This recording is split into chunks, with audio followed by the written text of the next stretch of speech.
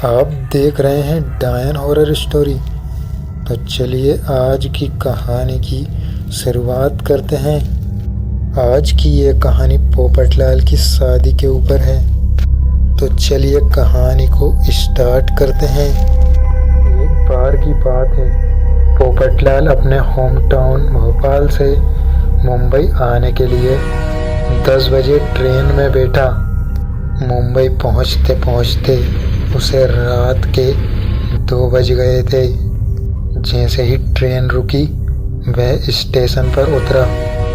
उसने स्टेशन से बाहर आकर देखा कि कोई भी रिक्शा नहीं है। रिक्शा की खोज में वह पैदल ही आगे बढ़ने लगा, पर उसे दूर दूर तक कोई रिक्शा नजर नहीं आ रही थी। अब वह सुनसान सड़क पर अकेला चले जा रहा था। तभी अचानक तेज हवाएं चलने लगती है और अचानक ही तेजी से बारिश होने लगती है। तो उसे एक मंदिर दिखाई देता है और वह उस मंदिर में चला जाता है। कुछ ही देर बाद बारिश होना बंद हो जाती है। पोपटलाल एक खंबे से टिककर वहीं बैठ जाता है और सोचता है कि आज रात यहीं मंदिर में रुक जाता हूँ, क्योंकि उसे कोई रिक्शा ही नहीं मिल रही थी। तभी अचानक उसकी नज़र सामने के रोड पर आ रही एक औरत पर पड़ती है। जैसे ही वह औरत मंदिर के करीब से गुजरती है तो पोपटलाल बोलता है, अरे सुनो। वह औरत वहीं पर रुक जाती है। पोपटलाल उसे वापस से आवाज़ लगाता है, अरे सुनो, इतनी बारिश में कहाँ जा रही हो? और बोलता है कि इधर आ जाओ मंदिर में। तभी वे औरत बोलती है कि मैं वहाँ नहीं आ सकती। पोपटलाल उससे शादी के सपने देखने लगता है। फिर वह मंदिर की सीढ़ियों को उतरकर उस औरत के पास चला जाता है और उस औरत से पूछता है कि अरे तुम अकेली इस सुनसान रास्ते पर इतनी रात को कहाँ जा रही हो? वह औरत बोलती है कि मेरा तो यहाँ से रोज का आना जाना लगा रहता है। पोपटलाल पूछता है कि क्या तुम्हारी शादी हो गई? वह बोलती है, नहीं जी, अभी नहीं हुई। फिर पोपटलाल बोलता है, मेरी भी नहीं हुई है। अच्छा ये बताओ तुम्हारा नाम क्या है?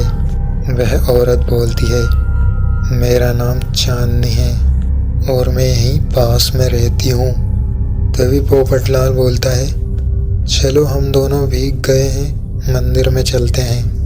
पर वह साफ साफ इनकार कर देती है। फिर वह दोनों रोड के साइड में बैठ जाते हैं और बातें करने लगते हैं। पोपटलाल उससे उसका फ़ोन नंबर ले लेता है और बोलता है कि अच्छा ये बताओ हम कल कितनी बजे मिलेंगे? तो वह औरत बोलती है कि मैं कल दिन में नहीं मिल सकती, हम लोग रात के 12 बजे तक मिल सकते हैं इसी जगह पर। रात के 4 बजे तक वह बातें करते रहते हैं। सुबह जब पोपटलाल की नींद खुलती है तो वह बोलता है कि न जाने रात को कब मेरी नींद लग गई और वो लड़की कहाँ है? पर वह औरत कहीं नज़र ही नहीं आ रही थी।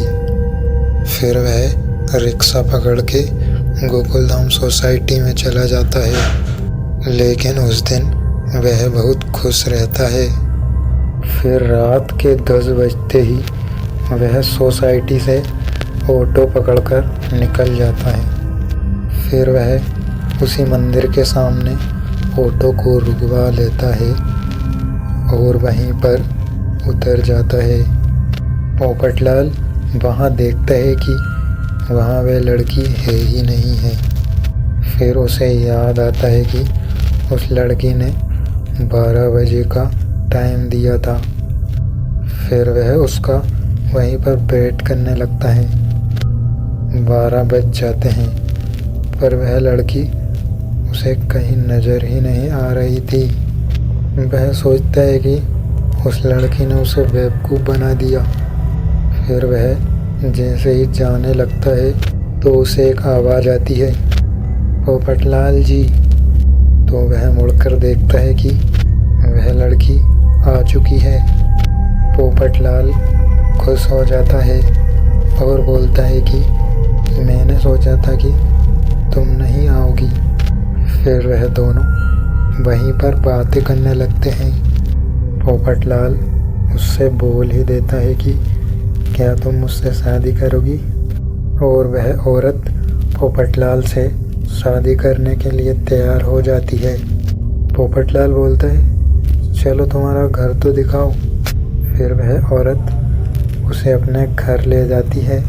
वह दोनों पैदल पैदल ही उसके घर जाते हैं, क्योंकि उसका घर थोड़ी ही दूर रहता है। पोपटलाल देखता है कि उसका घर काफ़ी सुनसान जगह पर है और आसपास कोई दूर दूर तक घर नहीं है। फिर वह दोनों अंदर जाते हैं। फिर वह उसके लिए चाय बना के लाती है। पोपटलाल पूछता है, तुम्हारे साथ तुम्हारे मम्मी पापा नहीं रहते? तो वह बोलती है कि नहीं, वह तो सालों पहले ही गुजर गए।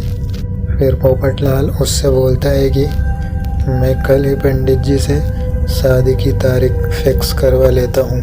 फिर वह बोलती है कि जैसा आपको ठीक लगे। फिर पोपटलाल बोलता है कि अच्छा ठीक है, अब मैं चलता हूँ। फिर पोपटलाल वहाँ से ऑटो पकड़कर अपने घर निकल जाता है। फिर वह अपने घर से तैयार होकर निकल ही रहा होता है कि उसे रास्ते में जेठालाल मिलता है। जेठालाल बोलता है कि अरे पोपटलाल, इतनी जल्दी कहाँ जा रहे हो? पर वह जेठालाल को कुछ नहीं बताता है और बोल देता है कि मैं बाहर जा रहा हूँ। जेठालाल बोलता है कि आज तुम बड़े खुश नज़र आ रहे हो। पोपटलाल बोलता है कि ऐसी कोई बात नहीं। फिर पोपटलाल चला जाता है और एक पंडित से शादी का शुभ मुहूर्त निकला लेता है और उस लड़की को कॉल करके बोल देता है कि इस दिन शुभ मुहूर्त है, रात में 11:30 के करीब। पंडित जी बोलते हैं कि कन्या की कुंडली बुलवाओ। पोपटलाल उससे कॉल पर बोलता है कि अरे तुम्हारी कुंडली चाहिए थी। वह बोलती है कि नहीं, मेरे पास तो कोई कुंडली नहीं है। पोपटलाल बोलता है कि चलो कोई बात नहीं। ऐसा कहकर वह कॉल रख देता है।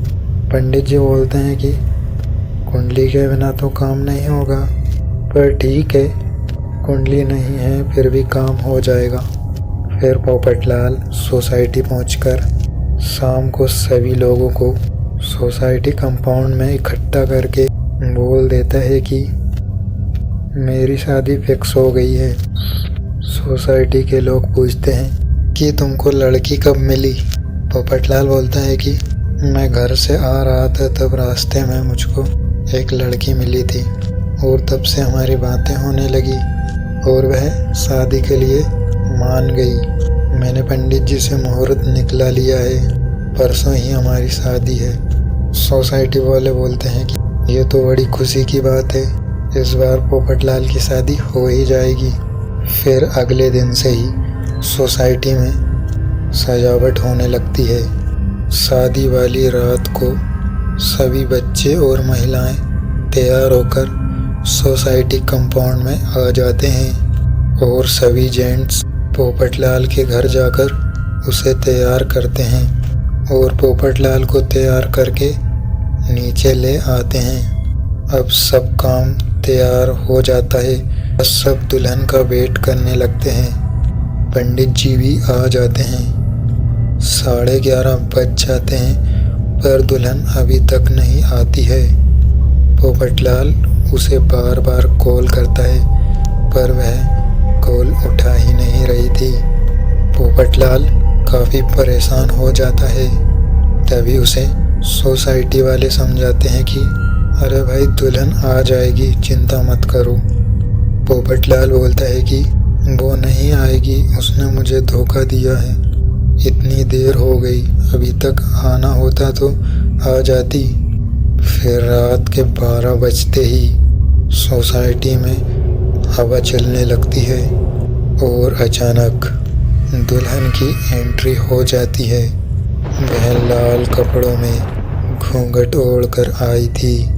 पोपटलाल पूछता है कि अरे तुम कहाँ रह गई थी, कितनी देर हो गई है, सभी लोग इंतज़ार कर रहे हैं। फिर वह दोनों मंडप में बैठ जाते हैं। कुछ ही देर में उनके फेरे कंप्लीट हो जाते हैं। पोपटलाल जैसे ही मांग भरने के लिए दुल्हन का घूंघट उठाता है, तभी अचानक वह दुल्हन के चेहरे को देखकर चौंक जाता है, क्योंकि उस दुल्हन का चेहरा काफ़ी भयानक था। वह डर की वजह से उठकर खड़ा हो जाता है। तभी सोसाइटी वाले पूछते हैं कि अरे क्या हुआ। पोपटलाल पूरी तरह से कांप रहा था। वह डरते डरते बोलता है कि यह कोई इंसान नहीं, ये एक चुड़ैल है। सभी लोग मजाक समझते हैं और बोलते हैं कि क्यों मजाक कर रहे हो पोपटलाल। तभी पोपटलाल बोलता है कि मैं मजाक नहीं कर रहा हूँ, मैं सच कह रहा हूँ, ये कोई इंसान नहीं है, ये एक चुड़ैल है। फिर वह दुल्हन अपने घूंघट को हटा देती है। उस औरत के चेहरे को देखकर सभी के होश उड़ जाते हैं। तभी वह तेजी से हंसने लगती है और हवा में उड़ने लगती है। सब लोग काफ़ी डर जाते हैं।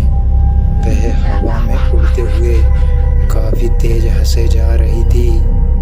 सभी लोग डर की वजह से कांप रहे थे। फिर सभी लोग क्लब हाउस की तरफ भागने लगते हैं। फिर सभी लोग क्लब हाउस में चले जाते हैं और क्लब हाउस का गेट बंद कर लेते हैं। अब पोपटलाल अकेला ही सोसाइटी कंपाउंड में बचता है। वह भयानक डायन पोपटलाल को डराने लगती है। पोपटलाल पूरी तरह से कांप रहा था। सुबह होते ही सभी लोग देखते हैं कि वह चुड़ैल पोपटलाल को अपने साथ ले गई है। फिर वह लोग पुलिस को कॉल करते हैं। फिर पुलिस वहां आ जाती है। वह लोग पुलिस को सारा हाल सुनाते हैं। फिर पुलिस पोपटलाल को ढूंढने लगती है। पोपटलाल पुलिस वालों को एक शमशान में पड़ा हुआ मिलता है, बेहोश अवस्था में। फिर उसे वहीं होश आ जाता है। ऐसे ही वह होश में आता है तो काफ़ी घबरा जाता है और बोलता है चुड़ैल चुड़ैल। वह देखता है कि इस स्थान पर तो मैं पहले भी आ चुका हूँ। पहले तो ये उस लड़की का घर था, पर यहाँ पर कब्रिस्तान कैसे आ गया। पुलिस वाले पास में ही एक चाय की दुकान पर पूछते हैं कि पास ही एक चाय की दुकान वाला बताता है कि चाय वाला बोलता है कि आज से करीबन 2 साल पहले एक दुल्हन की गाड़ी इसी रोड पर से गुजर रही थी। वह शादी के लिए जा रही थी। रास्ते में उसका मर्डर हो जाता है। तब से वह यहीं भटक रही है। फिर पुलिस वाले पोपटलाल को सोसाइटी में छोड़ देते हैं। इस हादसे से पोपटलाल काफ़ी डर गया था। पता नहीं वह इस हादसे को भुला पाएगा या नहीं। तो दोस्तों, आज की कहानी में बस इतना ही। मिलते हैं किसी खौफनाक कहानी में।